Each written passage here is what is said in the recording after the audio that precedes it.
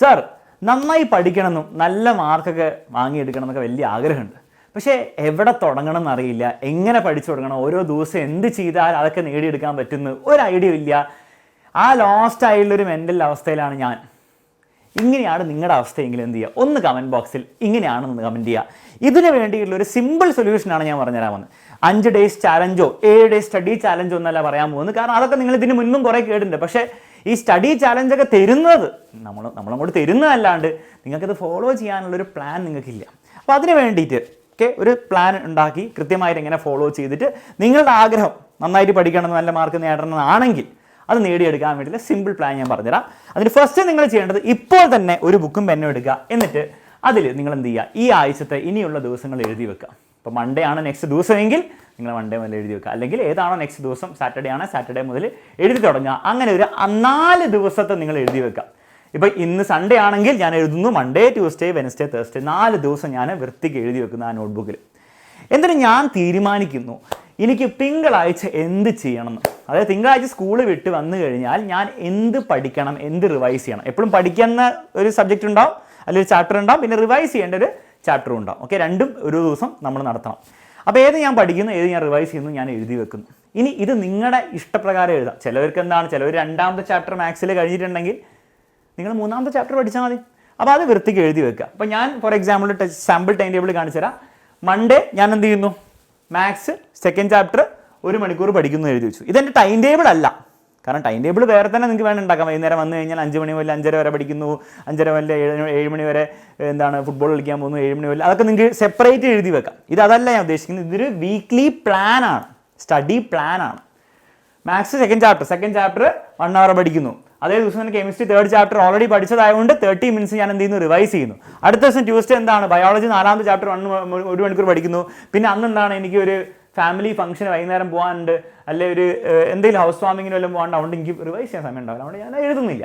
അടുത്ത ദിവസം വെനസ്ഡേ ഞാൻ എന്താണെന്ന് വെച്ചാൽ എഴുതുന്നു, തേഴ്സ്ഡേ എന്താണെന്ന് വെച്ചാൽ എഴുതുന്നു. അതായത് എനിക്ക് പഠിക്കാൻ ആഗ്രഹമുള്ള സാധനം, അല്ലെ ഞാൻ ഈ സമയത്ത് പഠിക്കേണ്ട സാധനം ഞാൻ എഴുതി വെക്കുന്നു. ഇനി ഇതുകൊണ്ട് എന്താണ് സാർ ഗുണം? മക്കളെ, പലപ്പോഴും നിങ്ങൾക്ക് പറ്റുന്നൊരു പ്രശ്നം, നിങ്ങൾക്ക് പഠിക്കണം എന്നൊക്കെ ആഗ്രഹമുണ്ട്, പക്ഷേ ഇന്ന് എന്ത് പഠിക്കും അതാലോചിച്ച് തന്നെ നിങ്ങൾ കുറേ സമയം വെച്ചു. ഇന്ന് ഞാൻ മറ്റേ പഠിക്കണോ, അടുത്ത ആഴ്ച മറ്റേതിൻ്റെ യൂണിറ്റ് ടെസ്റ്റ് ഉണ്ടല്ലോ, അപ്പോൾ അത് പഠിക്കണോ, അല്ല ഇത് പഠിക്കണോ, അത് പഠിക്കണോ എന്ന് ഇങ്ങനെ കുറേ നേരം ആലോചിച്ചുകൊണ്ടിരിക്കും. എന്നിട്ട് ആ ഒരു മെൻ്റൽ ഒരു കൺഫ്യൂഷൻ ലെവലിലായിരിക്കും നിങ്ങൾ എത്തുക. എന്നിട്ട് എന്താണ് അത് തന്നെ ആലോചിച്ച് തലവേദന എടുത്തുകൊണ്ട് നിങ്ങൾ എന്ത് ചെയ്യും, വേണ്ട കുറച്ച് എന്താണ് വലിയ ഇൻസ്റ്റാഗ്രാം നോക്കിയിരിക്കാന്ന് പറഞ്ഞാൽ നിങ്ങൾ പഠനം വിടും. കാരണം അത് ആ ഒരു പ്രോസസ്സ്, എന്ത് പഠിക്കണം എന്നുള്ള പ്രോസസ്സ് തന്നെ നിങ്ങൾ ടയർ ചെയ്യിക്കുന്നതുകൊണ്ട് നിങ്ങൾക്ക് എന്താണ് പഠിപ്പെന്ന് കേൾക്കുമ്പോൾ തന്നെ തലവേദനയാണ്.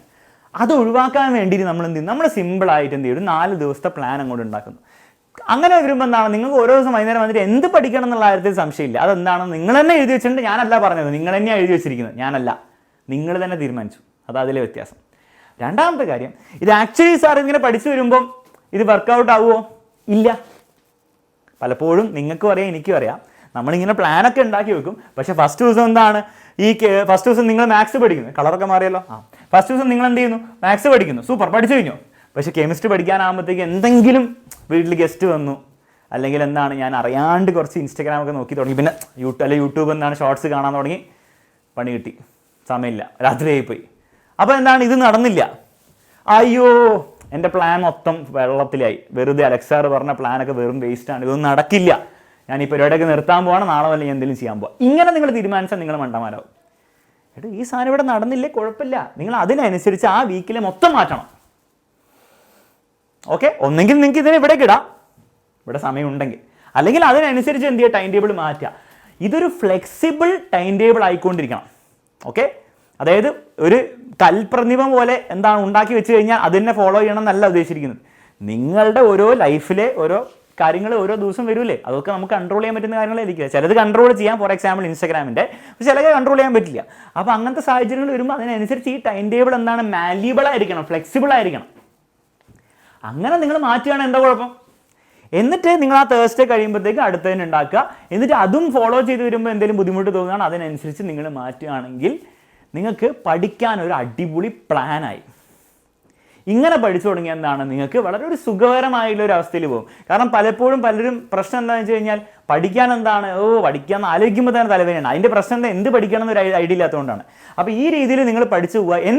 നിങ്ങൾ തന്നെ പഠിച്ചുകൂടെ എങ്ങനെ ടൈം ടേബിൾ ഉണ്ടാക്കണം, എങ്ങനെ സിലബസ് ഈ ഒരു രീതിയിൽ എങ്ങനെ സിലബസ് തീർക്കണം എന്നുള്ള കാര്യങ്ങൾ നിങ്ങൾക്ക് തന്നെ മെല്ലെ മെല്ലെ ഒരു ഐഡിയ വരും. അങ്ങനെ നിങ്ങൾ പഠിച്ചു തുടങ്ങിയാൽ നിങ്ങൾക്ക് പഠനം ഒരു ബുദ്ധിമുട്ടായിട്ട് തോന്നില്ല എന്ന് മാത്രമല്ല, നിങ്ങൾ ഓൺ ടൈം കാര്യങ്ങൾ തീർക്കും, സിലബസ് തീർക്കും, അടിപൊളിയായിട്ട് പഠിക്കുകയും ചെയ്യും. നിങ്ങൾ ഉദ്ദേശിക്കുന്ന ആ മാർക്കിലേക്ക് നിങ്ങൾക്ക് എത്തിക്കാൻ പറ്റും. പിന്നെ ഈ ഒരു കാര്യം ആക്ച്വലി വർക്ക് ചെയ്യുന്ന ഒരു പ്ലാനാണ്, പ്രത്യേകിച്ച് ഇതിൻ്റെ ഒരു എക്സ്ട്രാ അടിപൊളി ഫീച്ചർ കാരണം ഇത് ഫ്ലെക്സിബിൾ ആണെന്നുള്ള ഫീച്ചർ കാരണം.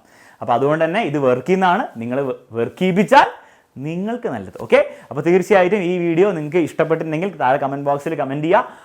ഓൾസോ നിങ്ങളുടെ ഫ്രണ്ട്സിന് എന്ത് ചെയ്യുക, തീർച്ചയായും ഷെയർ ചെയ്ത് കൊടുക്കുക. കാരണം ഈ ഒരു ഇൻഫർമേഷൻ അറിയാതെ കുറേ ബുദ്ധിമുട്ടുന്ന കുട്ടികളുണ്ടാവും. അപ്പോൾ അവരിലേക്കൊക്കെ ഈ വീഡിയോ എത്തിച്ചാൽ അവർക്ക് തീർച്ചയായിട്ടും യൂസ്ഫുൾ ആയിരിക്കും. മാത്രമല്ല നമ്മുടെ എക്സാമിൻ്റെ ഏതെങ്കിലും ബാച്ചിൽ ജോയിൻ ചെയ്ത് പഠിക്കാൻ നിങ്ങൾക്ക് ആഗ്രഹമുണ്ട്, താഴെ നമ്പറും കാര്യങ്ങളും കൊടുത്തിട്ടുണ്ട്, അതിൽ വാട്സപ്പ് ചെയ്യാം, ജോയിൻ ചെയ്യാം, പഠിക്കാം. ഓൾ ദി ബെസ്റ്റ് മക്കളെ. നമുക്ക് അടുത്ത വീഡിയോയിൽ വീണ്ടും കാണാം.